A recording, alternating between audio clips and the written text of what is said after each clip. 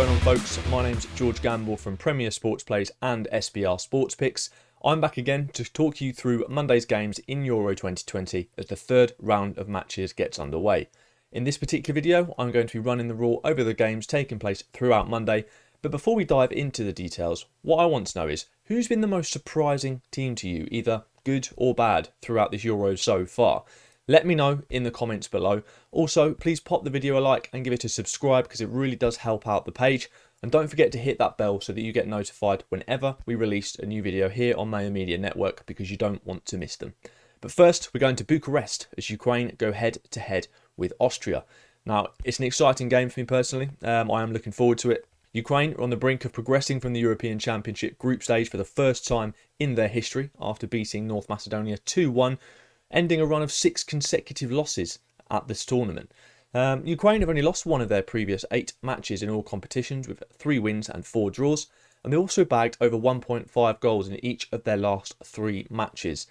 You know, Shevchenko's side, they'll finish second in Group C if they can avoid defeat here in their first ever competitive meeting with Austria, and the tournament hasn't been dull for them thanks to an exciting average of 4 goals in total per game. I've been very impressed with Shevchenko so far. You know, when he was a player, he knew how to get the better of the defenders that he was up against in order to score goals. And as a manager, he's shown that tactical nous to give his side every chance of getting a result. And Andrei Yarmolenko, he scored 4 of Ukraine's last 8 goals, so he's a key player. He needs 6 more to equal his manager's national record of 48 goals. So it's going to be a big occasion for him, and he'll be hoping he can get on that score sheet. You know, Ukraine, they might be inclined to go with the same side that defeated North Macedonia last time out. Alexander Zubkov remains a doubt after missing the win at the back end of last week, so Atalanta's Ruslan Malinovsky could continue in attack as a result. Looking a bit further into Austria, a win for them here would see them leapfrog Ukraine into that second spot, but they were exceptionally poor in that clash with the Netherlands just a few days ago.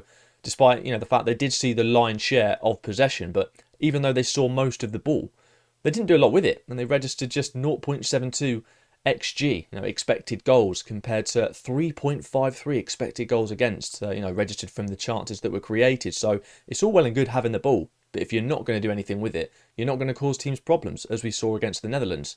Looking at the team news for them, as I said, they were extremely poor in that defeat to the Netherlands. Manager Franco Foda, he'll surely move David Alaba out of the centre of defence and get him involved in the game more, because when he got into those positions, he was a threat and he caused problems. So you can't have the best player in your side playing in the heart of defence. It's just unfathomable to me. But they've also got Marko Arnautovic back after he was suspended for 1 game, so they'll have him back for this game against Ukraine. And he actually scored 2 goals in the last meeting between the two back in 2012, quite some time ago, but he is a goal threat for them. And, if they want to progress and leapfrog Ukraine into that second spot, they're going to need Arnautovic, in my opinion. But at the same time, a draw here wouldn't be bad for either side, as both nations sit on 3 points and both have won and lost against North Macedonia and the Netherlands, respectively. The bookies have factored this in, though, as, you can expect to find most sites offering around evens for the draw, which is just unheard of. The draw is quite often the highest price of those 3 selections, but they've factored this in, and I think a lot of people are expecting a draw. The bookies are definitely kind of compensating for that. They're thinking it's going to be a draw, hence the price. But, and a point would probably satisfy both sides, because then they'd be on 4 points apiece, which would definitely be enough to claim one of the highest places, third spot finishes, going into the next round. But the team that finishes second is most likely going to play Italy. Unless, when they play Wales, if the Welsh can spring a surprise, then the whole dynamic changes. But if it's to be as expected, like I said, the runners-up will face Italy, which is a very, very tough game. So, it's difficult to kind of say. I wouldn't like to sit back and think a team will play for a draw, but those are the parameters that we're dealing with. But, Ukraine's games, they're always exciting. They always have goals, but this one could be a little bit more reserved. And Austria do create chances, but their problem, as we've already alluded to, is taking them and finishing those chances. They failed to be a top 50 ranked nation at the Euros in 6 attempts, drawing 1, losing 5 of them. And they hit the target just once in 8 attempts when they played Holland, or the Netherlands, I should say.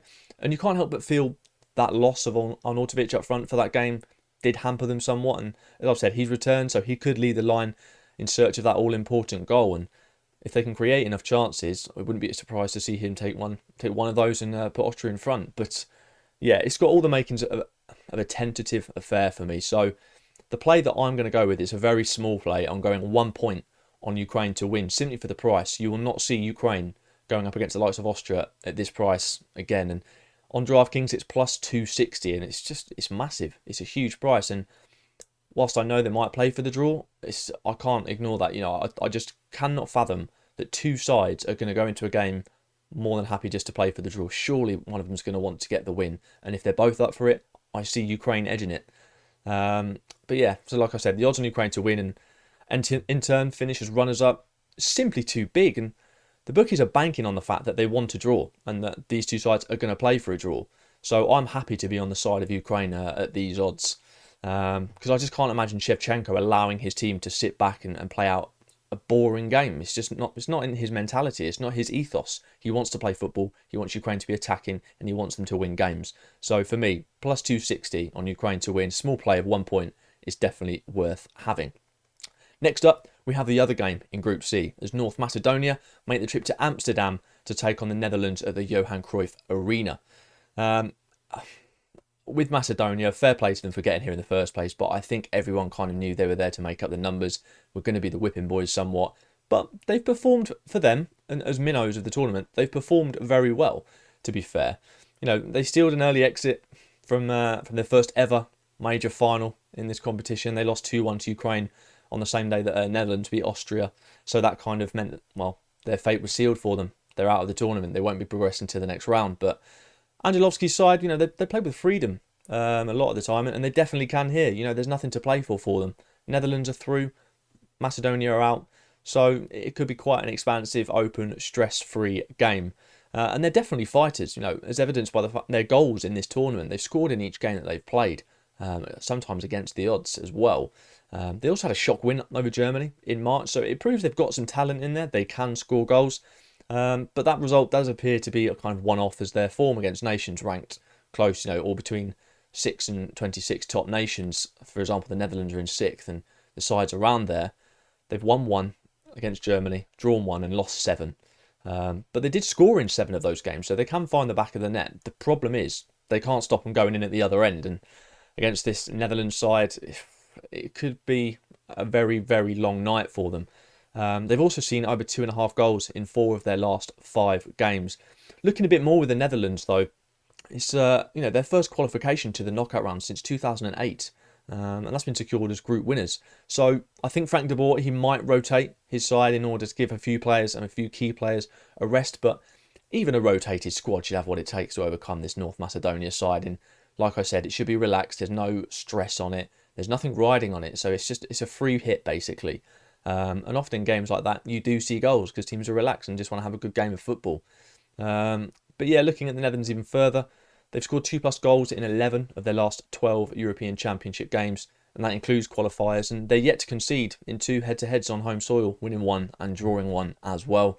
But they failed to score in 4 of their last 6 games versus nations ranked within 10 places of North Macedonia, which I found quite surprising, but we know how inconsistent Netherlands have been the past few years, but I just don't see how there aren't goals in this game, and probably more for Netherlands because they're efficient and they've still got quality throughout their sides, even on the subs bench, of players that they can bring in as well, players that North Macedonia could only dream of having. So the pick I'm going with is Netherlands to win and over 2.5 goals, and that's at -110 on Bet365, which I thought was a good bit of value. Again, I'm not going mad with it simply because it's a nothing game. There's nothing riding on it, but I'll have maybe 2 points on that. I do like Netherlands to win because I think they'll want to keep that momentum going into the next round. And again, like I said, it's a free hit. They're already through. Macedonia out, and as such, I'm expecting rotation. I'm expecting goals, and I'm expecting De Boer's side to just breeze past this North Macedonia outfit. Up next, we have Russia against Denmark. Now, this is a very interesting game with quite a bit riding on it. It's taking place at the Parken Stadium in Copenhagen. And looking a bit further into Russia, they've taken only a slight advantage, really, of being at home in their first 2 Euro 2020 group matches, winning one and losing the other. But a draw here in Copenhagen could be enough to see them qualify via second place, thanks to their superior head-to-head record over Finland. And knowing that Finland, they're not likely to take any points off Belgium in the other game, which we'll be discussing shortly. Russia just needs to avoid defeat here to pretty much secure second spot. 8 of Russia's last 9 matches have seen at least one goal either way before the break. You know, in that first half, that's when teams see goals against Russia. That's when Russia tend to score goals. But yeah, looking at Denmark, I was very impressed with Denmark against Belgium. It was difficult to kind of judge how they were going to perform, given everything that's been going on with Christian Eriksen, who obviously very pleasingly has been announced that he's been discharged from hospital. So that's brilliant news. But yeah, it could have gone one way or the other. They could have still been a bit shell-shocked, or as they did, they could have come out and put on an absolute fantastic performance against Belgium. With a host of chances, they took the lead early. Yeah, and it was a very impressive performance from Denmark.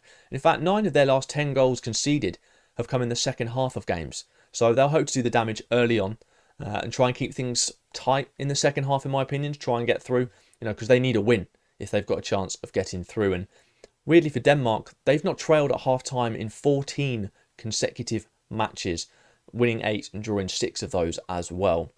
You know, Denmark, yes, they lost 2-1 to Belgium last week, but they played so well in that first half, took the lead, and they still caused problems for Belgium in the second half. But it was only the introduction of Kevin De Bruyne and Eden Hazard that saw the game kind of slip away from them. The genius of Kevin De Bruyne, you know, with an assist within 10 minutes of coming on, and then he scored an absolute worldy goal with his left foot.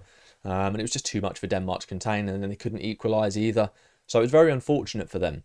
But the pick that I'm going for in this game is on the Asian line. There's actually 2 picks I do quite like the look of. So the first one being over 1 first half goal on the Asian line on Bet365, which is at -108. Now the beauty of this is I do believe there will be at least 1 first half goal. So as long as there's 1, we'll get our money back. But if there's 2, it's a winner. As long as it's not goalless in that first half, we either get our money back or it wins. So my first pick for that one, around 2 points on over 1 first half goal on the Asian line on Bet365. My other pick is for over 2.5 goals at +100. DraftKings is pricing that up at. You know, Denmark needs to win this by 2 clear goals to stand a chance of going through, and they're going to attack Russia from that first whistle and trying to make that first half count. So they were extremely dangerous against Belgium throughout and were somewhat unlucky not to get anything from the game. And Russia aren't Belgium. Their back line is not as strong as Belgium. The whole team is nowhere near as strong as Belgium. And as I've said, 8 of Russia's last 9 matches have seen at least 1 goal either way before the break. But Denmark do concede a lot of goals in the second half of games. But I think Denmark, I think they're going to come flying out of the blocks to try and get this win and get the game done early doors and really stretch that lead. But either way, I see this being an extremely exciting game, with Russia trying to keep things compact and frustrating the Danes in Copenhagen. But I don't think they're going to be able to hold out, and I do see goals in this game. So for my picks for the Denmark against Russia game, over 1 first half goal, Asian line, and over 2.5 goals.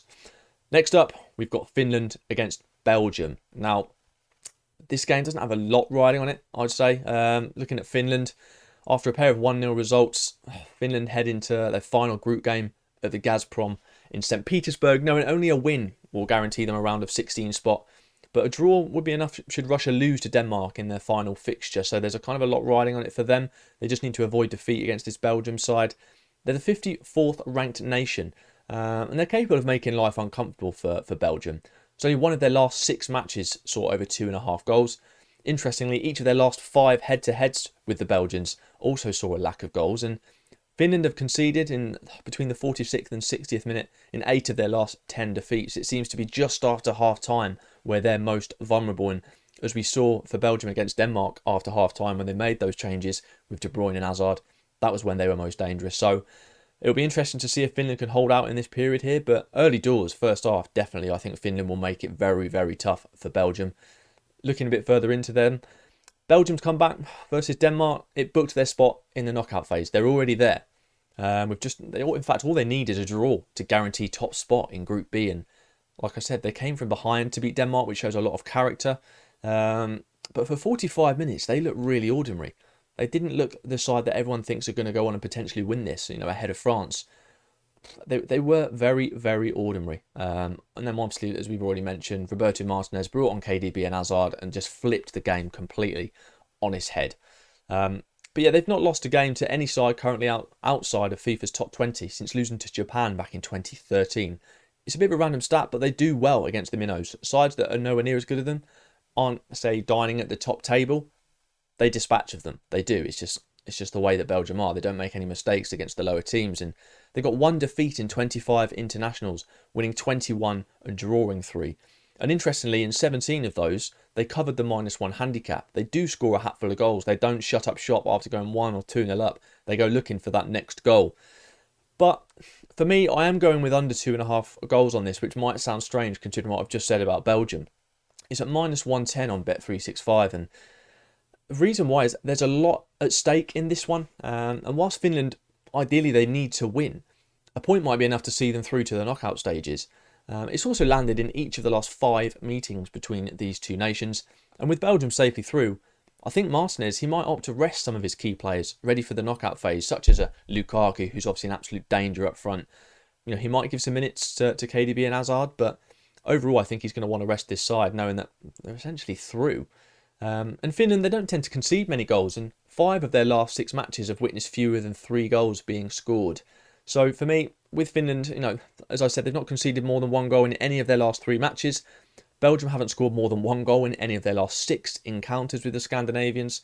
So, yeah, for me, I'm definitely going on under 2.5 goals with this one. I just think it's going to be a frustrating one. I think Belgium will change their players. They will rotate. You know, Finland obviously need a result. So for me, the under 2.5 goals is the play here at -110 on Bet365. So those are the Monday games. I hope you've enjoyed the video ahead of some exciting matches in Euro 2020.